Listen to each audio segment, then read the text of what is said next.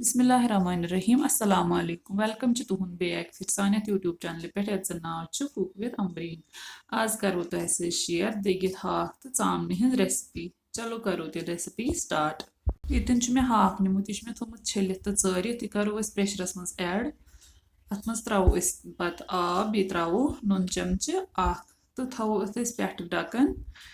तो दिमो अत 4 to 5 whistle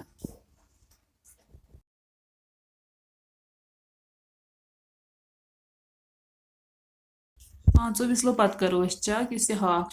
सेनोमुत one छलो सरद आब तो थवो चिड़ित हाक थो चिड़ित यन यह वन चेटुन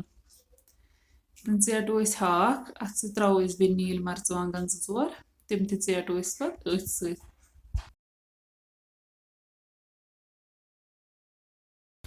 हाक थो सीटित वन नी यपर चामन यह गरी बनोम चामन यह नी अत बनावो वन लकट लकट पीसेस चामने बनाए पीसेस यपर नु आब अत मज त्रो लिदर अत यु ग्रेख आये अत मज करो वन यह चामन ऐड तो अत दिमो ग्रेख 1-2 मिनट अथ मज लिदर आबस मज वन तुलो यह चामन अम मज वापस तो यह करो वन फ्राई ये नु वन तील युथु गरम गस तो अत मज करो चामन फ्राई चामन असल पे फ्राई करें चामन गई ये फ्राई वन नु ये तील बे अत मज त्रो बड़ल चीटित बे त्रो अत मज रुहन पेस्ट 1 चमचे तो करो ये फ्राई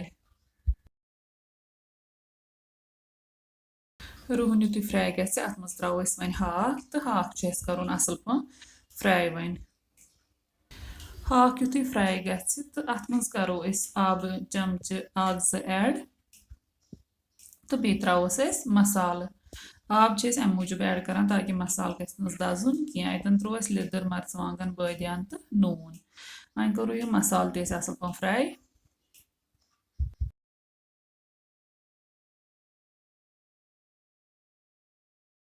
मसाल गई असल पे फ्राई तो ये त्रो वन अत मज आबस 2 गिलास तो बे त्रोस यह चामन यस फ्राई थोमुत कर चामन ऐड कर करो ये असल पे मिक्स तो त्रो अत मिथ चमचे 1-2 तो थवोस ढकन बंद तोतामत योतामत अख ग्रेख यी यन ग्रेकान यह मे इथे पे थवन ठाट थोत तुलित लगभग 5 मिनटन तामत यह तोतामत इथे पे ग्रेकनावन योतामत चामन गई सॉफ्ट लगभग 5 मिनट पत कोर चेक सन रेसिपी बिल्कुल तैयार गमज तह अगर सोन अजुक वीडियो पसंद आमुत चैनल करो सब्सक्राइब वीडियो करो लाइक तो शेयर बे दीजो पन फीडबैक कमेंट सेक्शनस मज अल्लाह हाफिज।